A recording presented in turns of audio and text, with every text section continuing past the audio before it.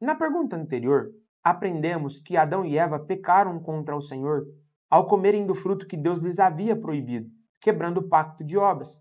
Caso você ainda não assistiu ao comentário desta pergunta número 15, vá até a descrição, acesse o vídeo pelo link que estará ali disponibilizado e depois volte para que você possa continuar o seu aprendizado da pergunta número 16 do Breve Catecismo de Westminster, em que é feito o seguinte questionamento: todo o gênero humano caiu pela primeira transgressão de Adão? Resposta: visto que o pacto foi feito com Adão, não só para ele, mas também para a sua posteridade, todo o gênero humano que dele procede por geração ordinária pecou nele e caiu com ele na sua primeira transgressão.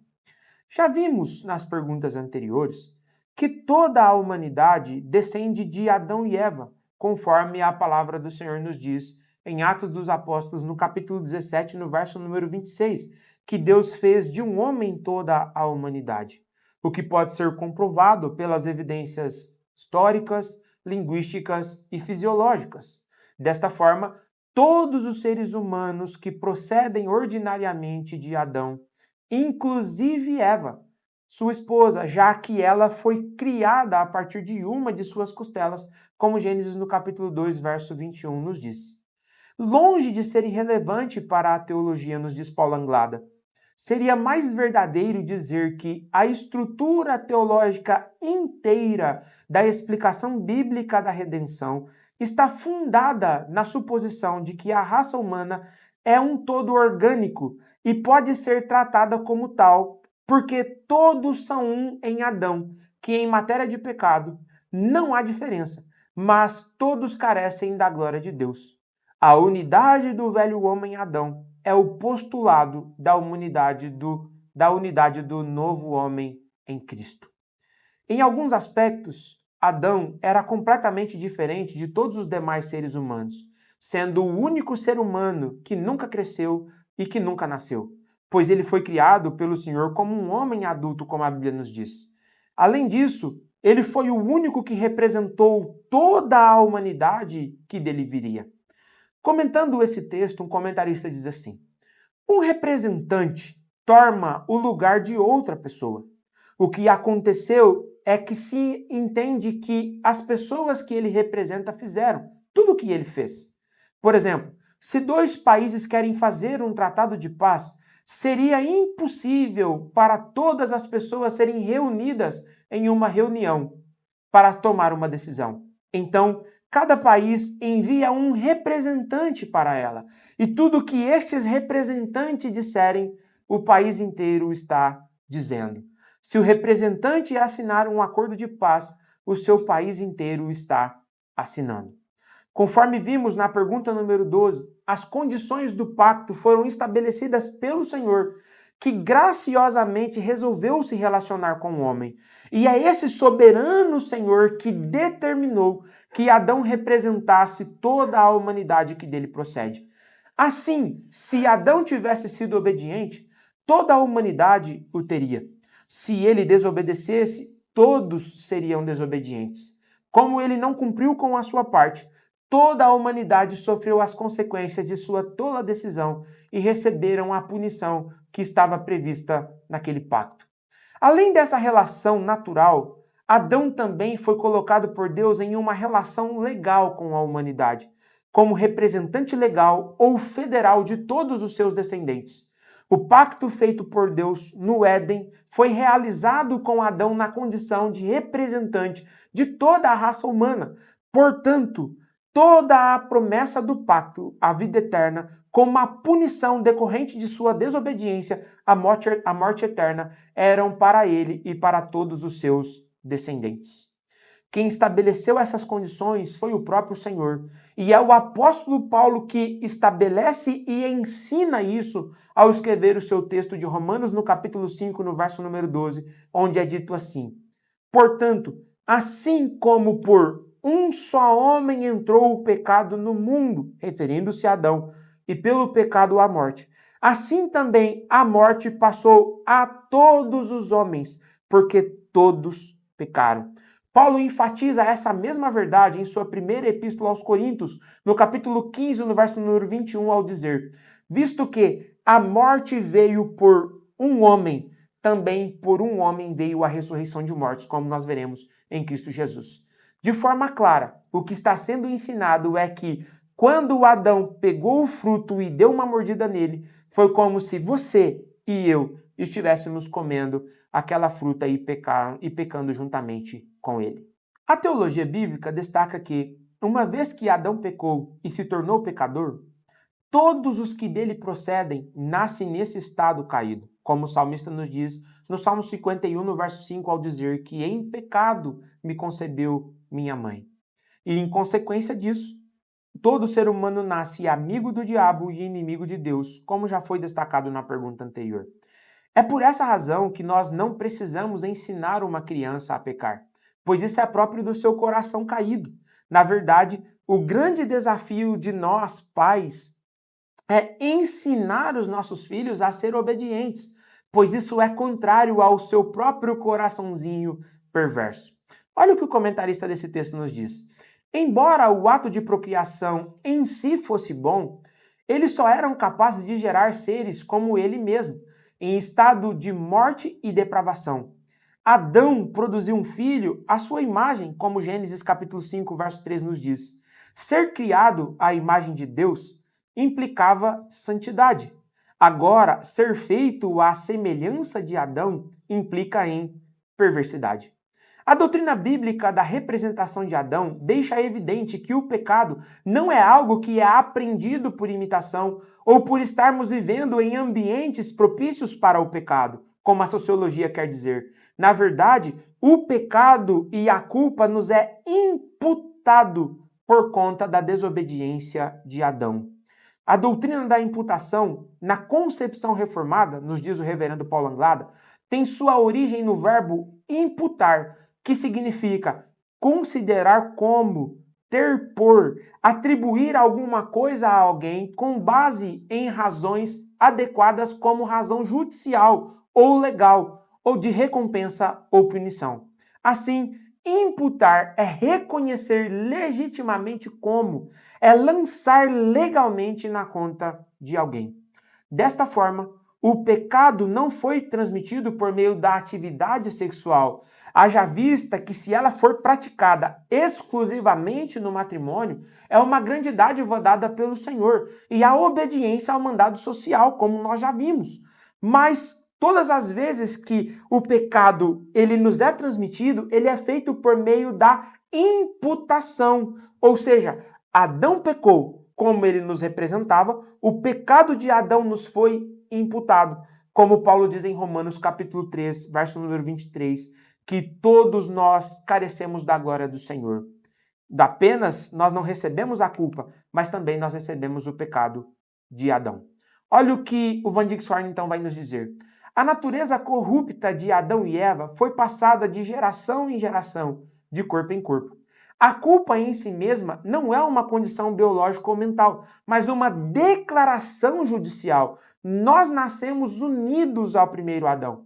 Ele é o nosso representante e por isso a culpa dele é imputada ou creditada por Deus a todos os seus descendentes. Quando ele caiu, nós caímos com ele. Todos os seres humanos nascem com o pecado original, como o salmista nos diz no Salmo 58, no verso 3. Indispostos a Deus e à sua vontade, amando mais as trevas e odiando a luz, como Jesus diz no Evangelho de João, no capítulo 3, no verso 19 ao verso 21, já que herdamos as consequências de nosso representante. E é por essa razão que, se nós quisermos viver com Deus, nós teremos que nascer de novo, como João nos diz no capítulo 3, no verso número 3.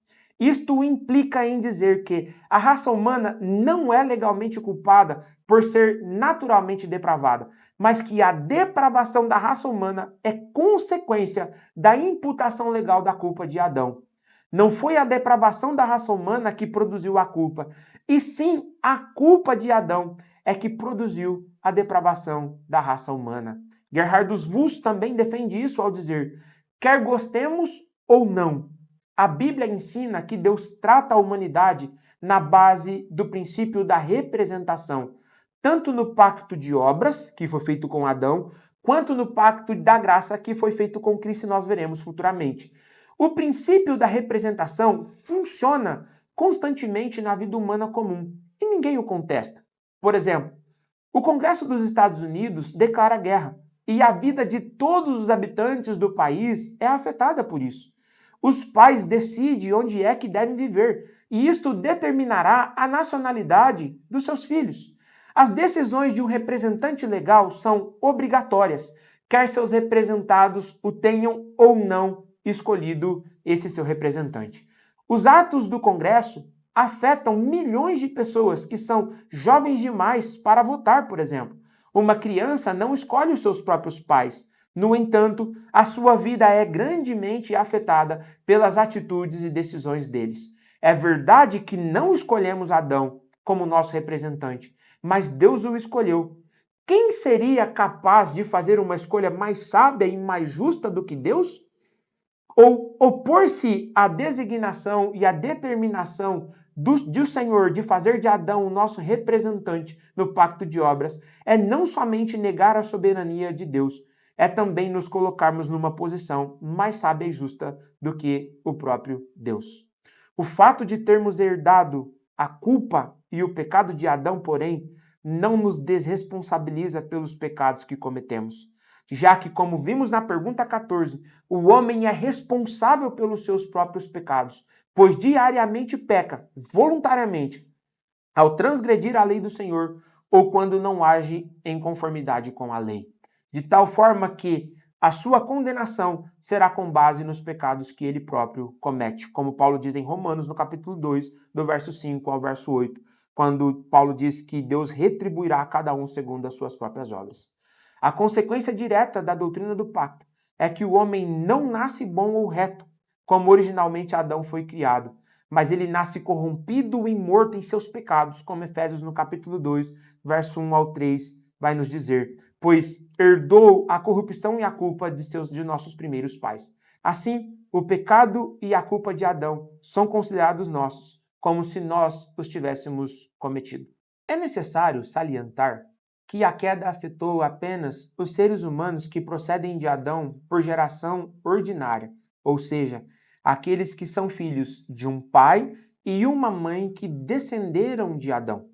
Horne pontua sabiamente que esta expressão é usada para excluir Cristo, que descendeu quanto ao seu corpo humano de Adão, mas não por geração ordinária, visto que foi concebido no útero de uma virgem, pelo poder do Deus onipotente que a envolveu com sua sombra, conforme descrito em Lucas no capítulo 1, no verso 34 e no verso número 35. Olha o que o texto bíblico nos diz. Então disse Maria ao anjo, como será isto? Pois não tenho relação com homem algum?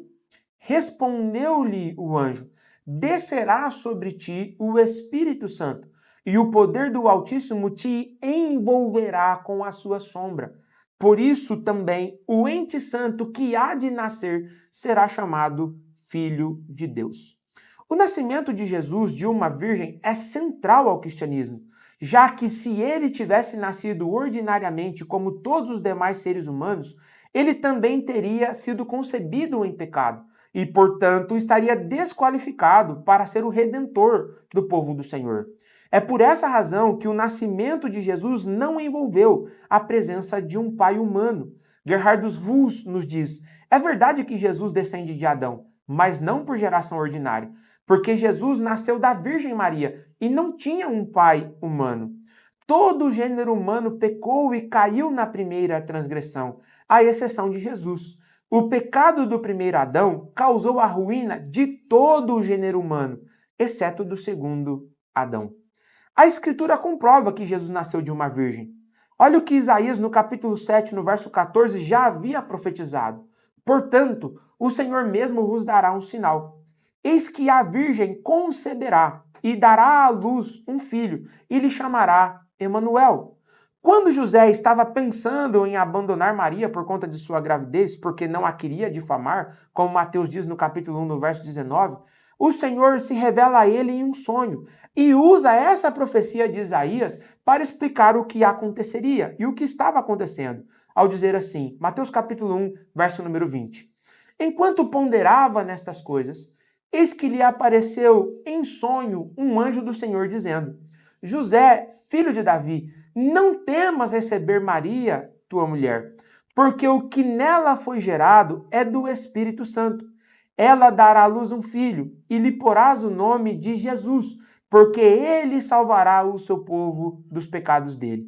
Ora, tudo isso aconteceu para que se cumprisse o que fora predito pelo profeta do Senhor.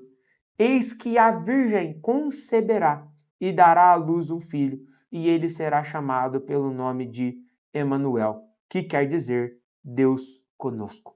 Conforme veremos no comentário da pergunta 22, a virgindade de Maria é central ao cristianismo, pois se Jesus tivesse nascido de forma ordinária, estaria desqualificado para ser o salvador dos eleitos, já que nasceria pecador, como todos nós. A doutrina da representação de Adão deixa evidente que o homem recebeu a condenação do pacto de obras e, por consequência, se tornou caído. Não podemos ignorar essa condição do ser humano se quisermos ser efetivos na busca por soluções para os problemas do homem. A falta de compreensão ou rejeição dessas verdades tem consequências gravíssimas. Aí reside a falácia em fracasso das teorias e práticas educacionais e psicológicas humanistas e de muitas políticas governamentais, sociais, econômicas, de segurança públicas e etc. O homem não necessita apenas de cuidado, educação, exemplo, orientação e correção. Ele precisa de regeneração. O cristão precisa considerar o estado caído do homem. Não podemos ser ingênuos. Na educação dos nossos filhos, por exemplo, precisamos nos lembrar que ele é pecador e que pouco adiantará combater os seus comportamentos, já que o problema é mais profundo. O problema é o seu coração. O problema é o pecado que ali reside. Em nossos relacionamentos pessoais, tampouco podemos ser ingênuos. Na verdade, nós precisamos nos lembrar que aqueles com os quais nós estamos nos relacionando, eles também são pecadores. Assim, em todas as oportunidades que tivermos, devemos oferecer aos seres humanos aquilo que eles verdadeiramente precisam, um Salvador. A principal tarefa da igreja não é simplesmente oferecer uma solução para os problemas terrenos do homem.